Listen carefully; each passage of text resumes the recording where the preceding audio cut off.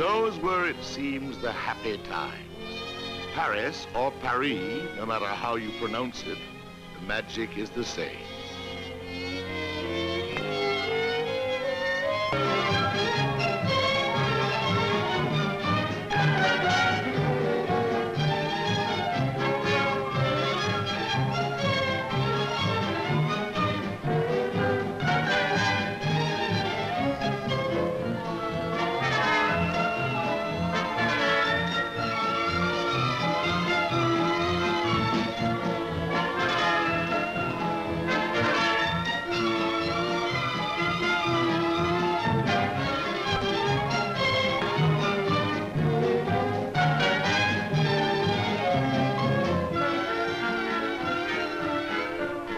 Music and musicians, as it was in those carefree days, Paris had one song which, above all others, was unmistakably Parisian. This was the cry of the vendors at the marketplace.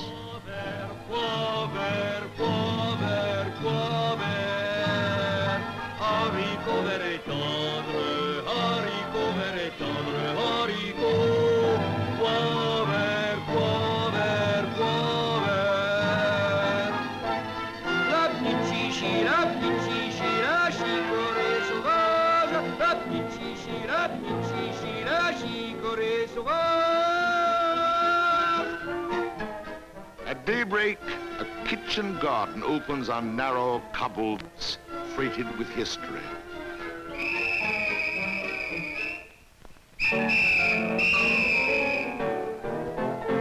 Out of the early morning mists, some questionable characters emerge. If they are thieves, the gendarmes will be in hot pursuit, fully mechanized naturally. In the neatest trick of the week, the law is forced to take its course on foot.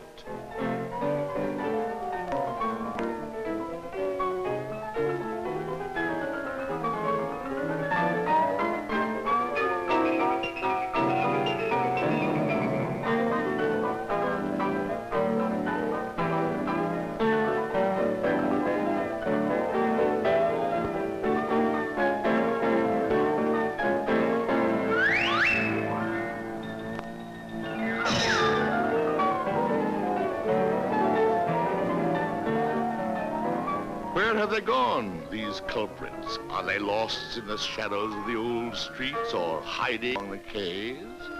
The city is waking up. Life stirs first on the Seine.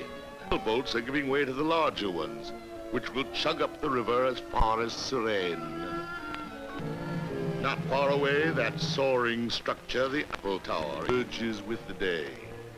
Its detractors call it ugly, baroque, vulgar, a product of mercantile imagination. Monsieur Eiffel, builder of the tower, is not made happy by these attacks. The people, however, are on his side. They take his tower to their hearts. It amuses them, pleases them. They stand in long queues to go up in its elevators.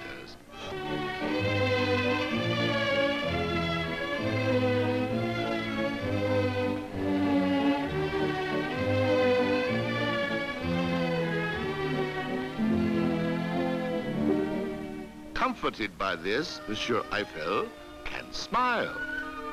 Monsieur Loubet, the President of France, is as aware as a politician must be of what people think. Accordingly, during the exposition, he holds official banquets in the Tower restaurant. The altitude doesn't seem to affect the appetite of the guests. The exposition attracts 51 million visitors, and 51 million visitors can't be wrong. They admire the buildings, but show special interest in Monsieur Eiffel's tower. The Third Republic, finally convinced, claims it as one of its glories. The new president is Monsieur Fallières, the embodiment of those prosperous, unfrowning years. Santa Claus could not more cheerful. He has become the symbol of a France contented, sentimental, and perhaps a little. His amiability is indestructible. He welcomes, he presides, yet he is sometimes disturbed. He can whisper, "My little business in the provinces isn't doing too well." You're home, then reassured because he's nothing if not an optimist, he's off again on another tour. In Tunisia, he is received, saluted, entertained. Still smiling, he is taken for something of a ride. In short, le président est bien content. Monsieur Lépine, prefect of police, is also happy, at least for a policeman. In Paris, he is opening a station for another railway, full-sized in this case. In America, it is known as the subway. In London, as the underground. In Paris, as the metro. Monsieur Lépine, with his guests, sets out on an inspection of this new kind of underworld.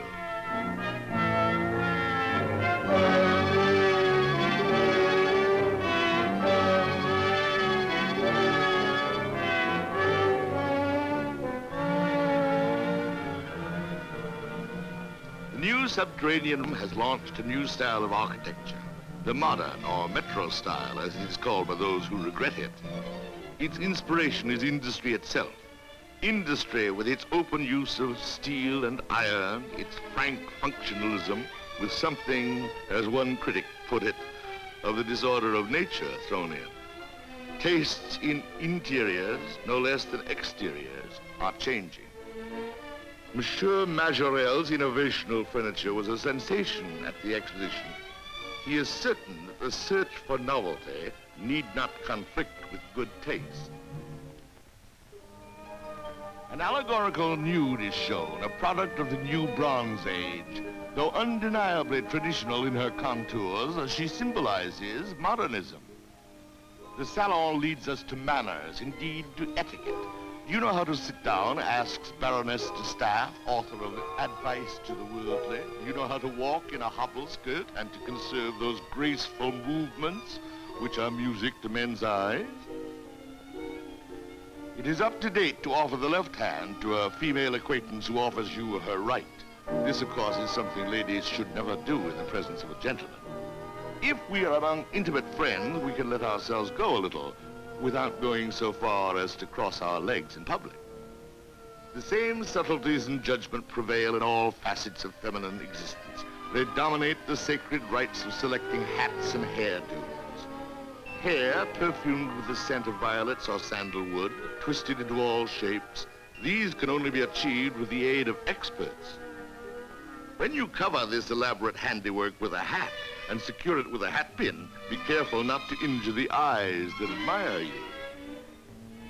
Any audacity is permitted, so long as you're certain it's in good taste. You could even improvise, slipping a spare handbag over your head. No matter that the bag is embroidered or edged with pearls. Another delicate subject is the choice of jewels. This also requires taste. Money, too.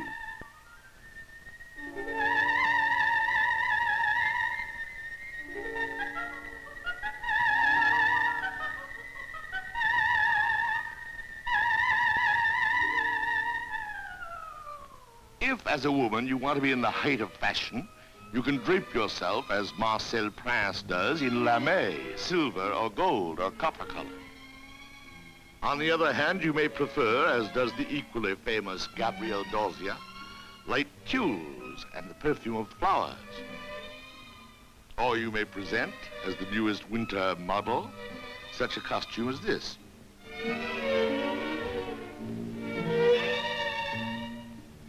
These are gowns which only the great couturiers would dream of imposing upon the slaves of fashion.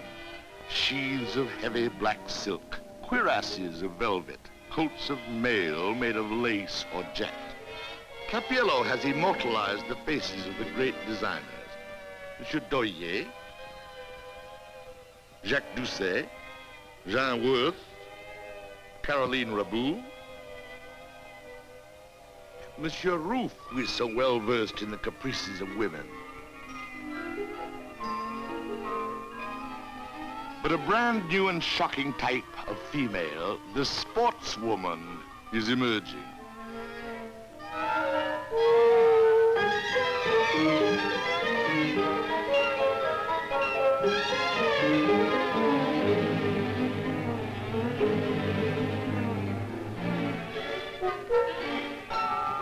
For obvious reasons, and reasons she wants to be obvious, She refuses to be imprisoned by long skirts.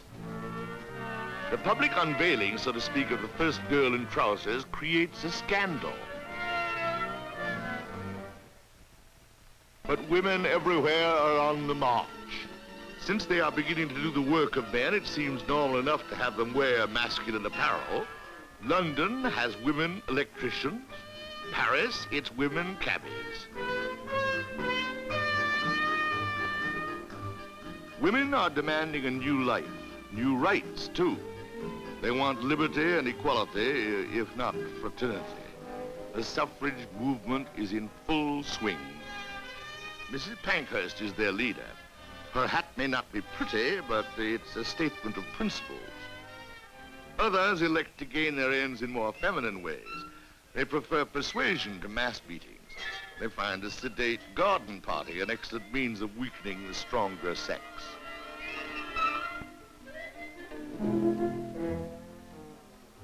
Liberation is the slogan of the day. Liberation not only from male dictatorship, but from the restraints of that even more painful tyrant, the corset. The corset, some insist, is a Bastille. But its fall brings other problems, such as how to keep skirts, petticoats, and stockings from falling too. Women may not yet be entirely free, but at any rate they breathe more freely. Moreover, they can compare their figures partially or fully liberated from that instrument of torture which authorities now condemn in the name of health. A typical bromide of the period is our grandmothers didn't expose their calves on bicycles, but somehow or other they stayed healthy. Another common remark is one can't help wondering what's left for her husband. Modesty is becoming a lost art. Celebrated or unknown, the modern woman is eager to be photographed. Painted, too. Marcel Lander, for instance, the famous actress-dancer with the chalky cheeks, the white face, and the beautiful back. With her are Liane de Pougy and Caroline Otero, known as La Belle Otero. Otero is beautiful, disturbing, and disturbed. As likely to dance at noon in the garden of an admirer as she is after midnight for the diners at the Café de Paris.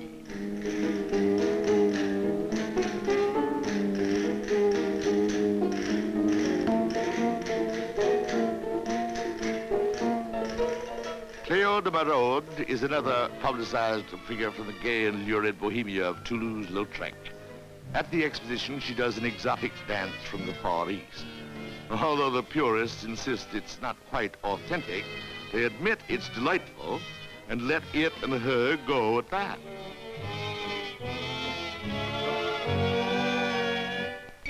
Eccentricities become commonplace.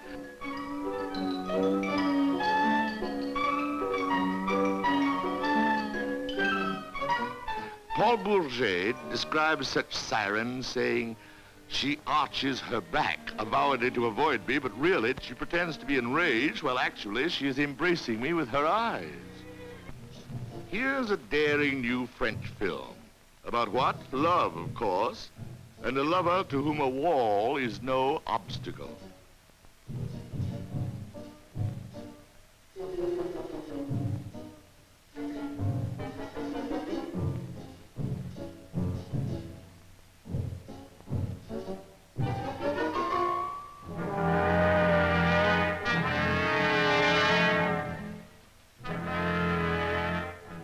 His note sets off the desired conflagration.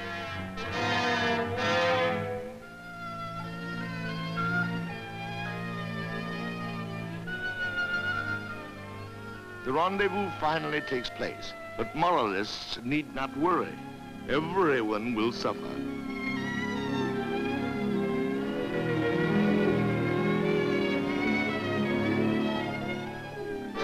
Films, plays, and novels, the dueling scene is a stock in trade.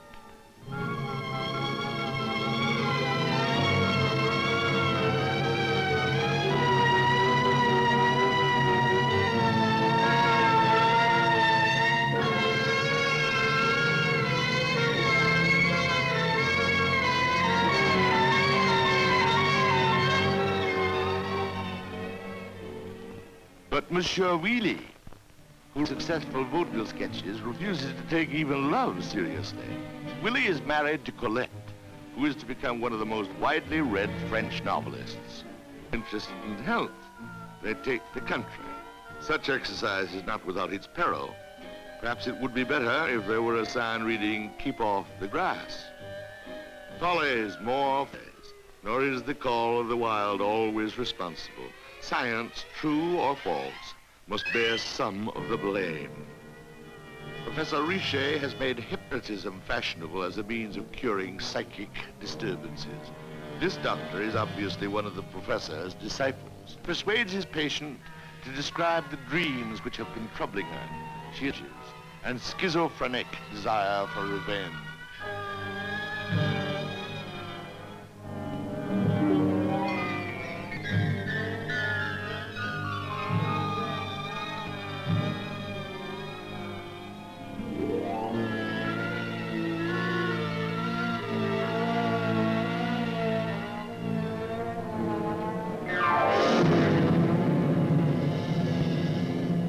At least it can be said of Professor Richet's follower that he doesn't drag out his cures. Having put her to sleep, he wakes her in a hurry. In a miraculously short time, he has solved her deep-rooted conflict. Professor Coué has a simpler cure. Even America knows he's every day in every way, "I'm getting better and better." The French version is every day and every night, "I'm getting better and better." Many husbands have their wives photographed while asleep.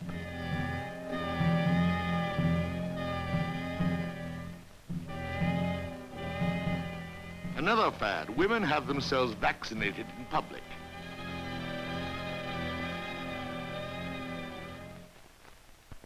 This is also a man's town. Safe from intruding females, they find one way of exercising without effort. Others discuss the latest books or sporting events.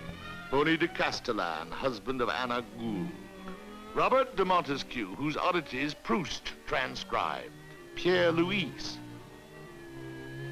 Oscar Wilde, after his imprisonment, still perfumed and idolized.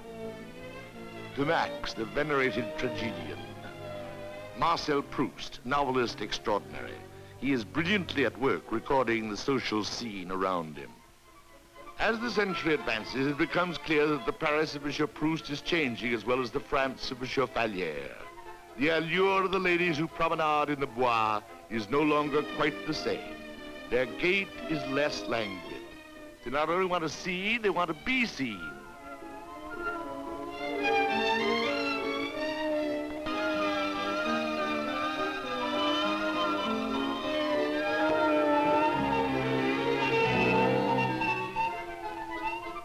With the coming of May, everything turns white. White for linens, embroideries, starched blouses, knots of ribbon and flowers.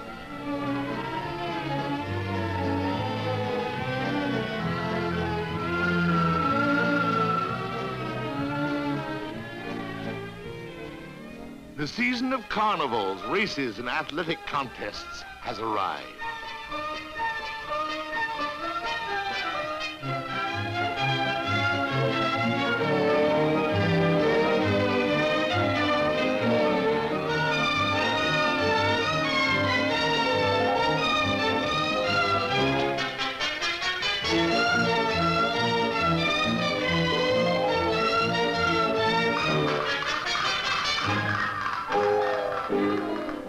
With the white season come the red-blooded devotees of sport.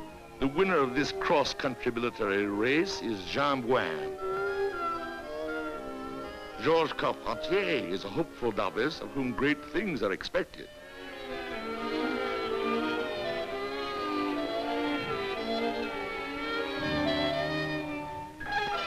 An important international conflict, football, England against France. The modern sportsman, dynamic, intrepid. Riviere, a champion cyclist, invents the chainless bicycle.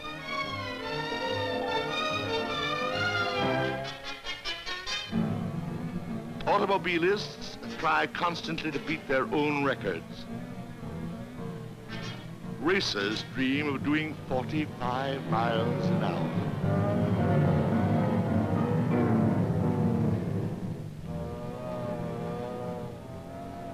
Others dream of conquering the air.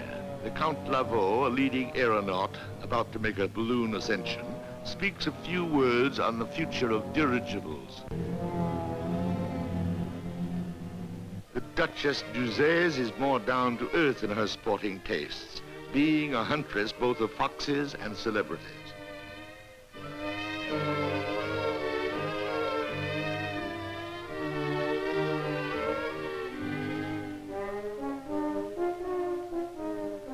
Gabriele D'Annunzio, the tempestuous Italian writer, owns racing dogs almost as sleek and impatient as he is.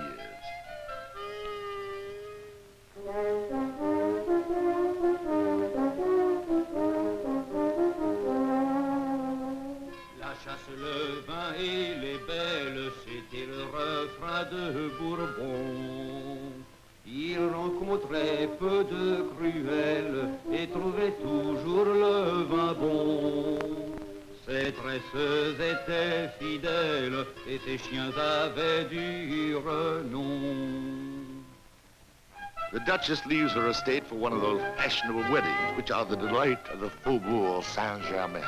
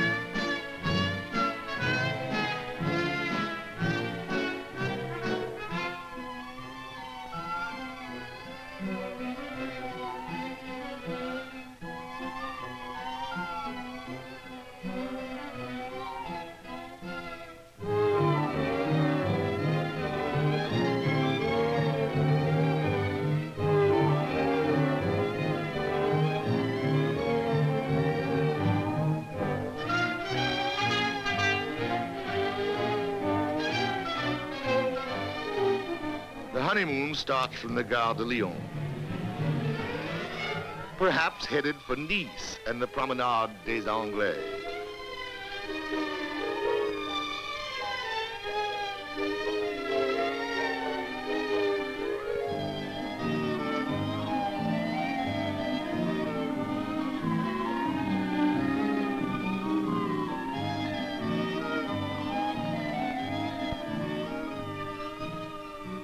But we're wandering too far from Paris. Now the social season is at its height. Not even the rain can dampen it. Members of the French Academy are holding a reception. They call themselves immortals. This is one way of tempting Providence.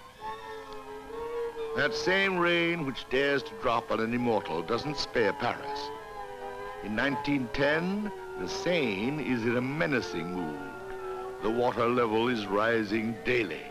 How much can be told by watching the statue of the Zouave on the Pont de l'Alma. Paris has never known such a flood.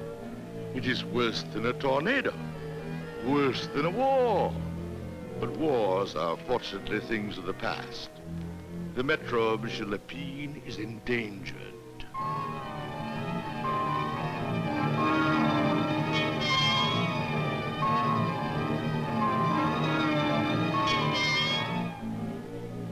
What will become of Monsieur Eiffel's tower?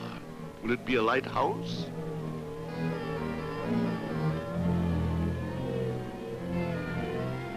In the distance is the Place de la Bastille, stormed for the first time by boats.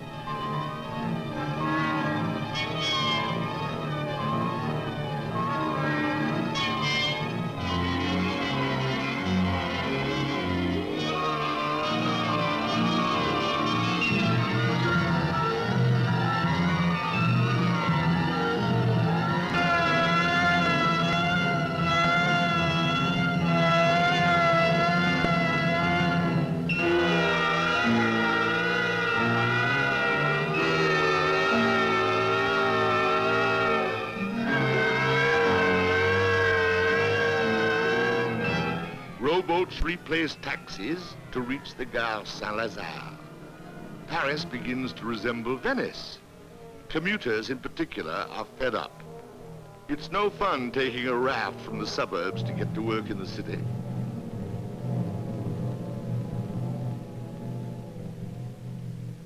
Fortunately, the waters at last begin to subside. A horse is fished from the Seine. The city sighs with relief. The Zouave on the Alma is dry again. Monsieur Fallier's Paris can smile once more. The season is beginning and Paris prepares for a carnival. The prospect of this delights the midinettes in the Place Vendôme. Who will be Queen of Paris this year? A modiste? A flower girl? What Cinderella from what section? The world of fashion shows its interest in these plans. Seeds are distributed so that midinettes can have flower boxes on their balconies.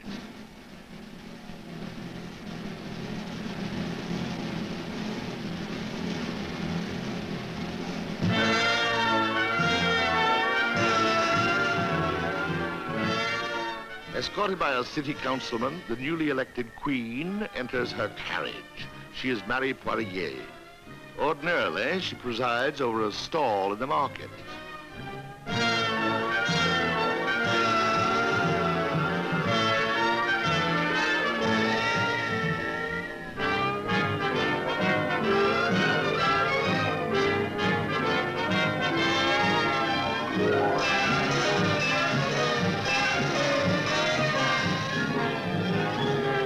Paris relaxes and enjoys itself. Le président est bien content.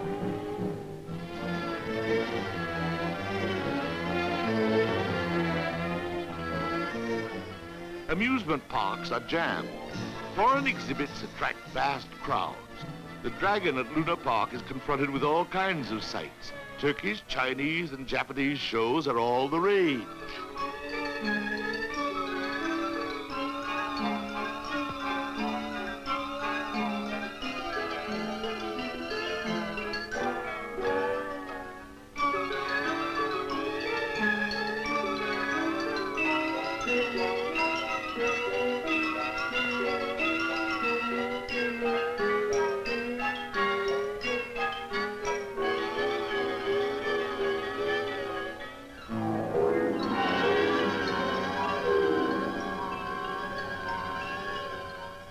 Fabulous American Buffalo Bill on a world tour delights Paris with his Wild West show.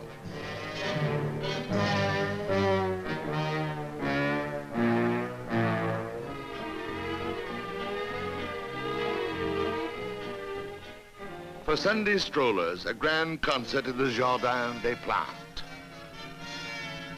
Some of the unmusical prefer to fathom the secrets of nature or examine the exotic plants, source of Monsieur Majorel's furniture designs. In the heat of the greenhouses, iris, fuchsias, and orchids are in full bloom. But the heat is not limited to the greenhouse. Summer has overtaken Paris. Parisians seek a whiff of fresh air on the towers of Notre Dame or along the banks of the Seine.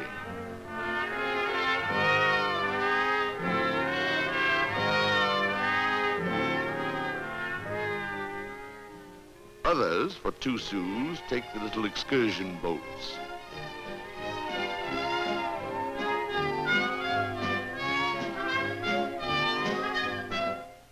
Even the heat, however, cannot lessen the zeal for celebrating the 14th of July.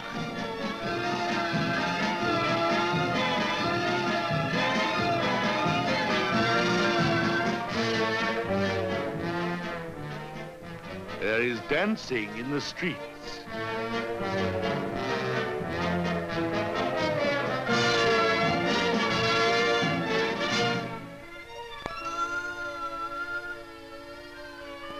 August 15th, Assumption Day. Paris is almost deserted. A kind Englishman who was in Paris during the Franco-Prussian War donated 100 of these fountains where horses can stop for a quick one.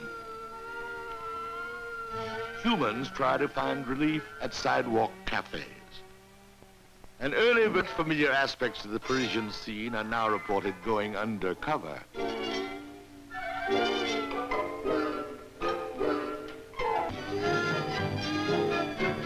Anyone who can get away and crowd onto a train leaves Paris for a little vacation.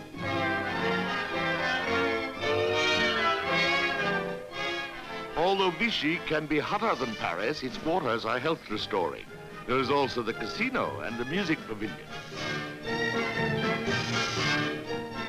Only a man equipped like this one with a hazel wand can tell where the next spring will shoot up.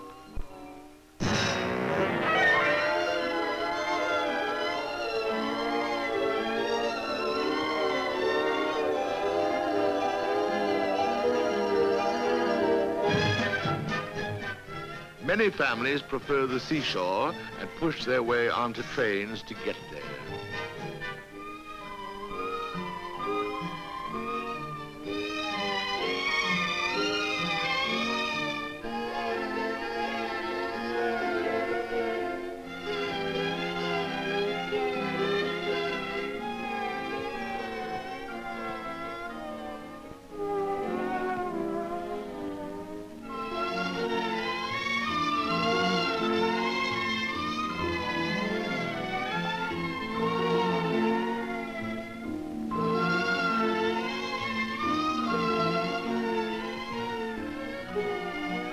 The costumes for bathing are simple and comfortable, guaranteeing protection from the sun and curious eyes.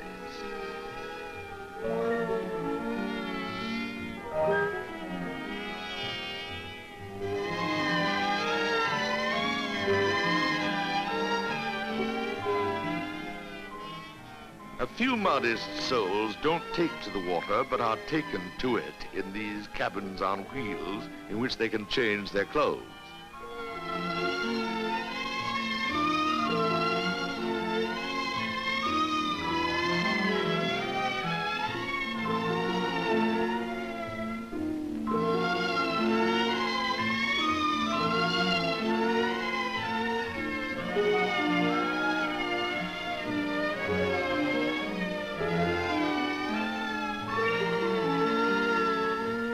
What the well-dressed bather wears reduces the threat of sunburn, though adding to the problems of staying afloat.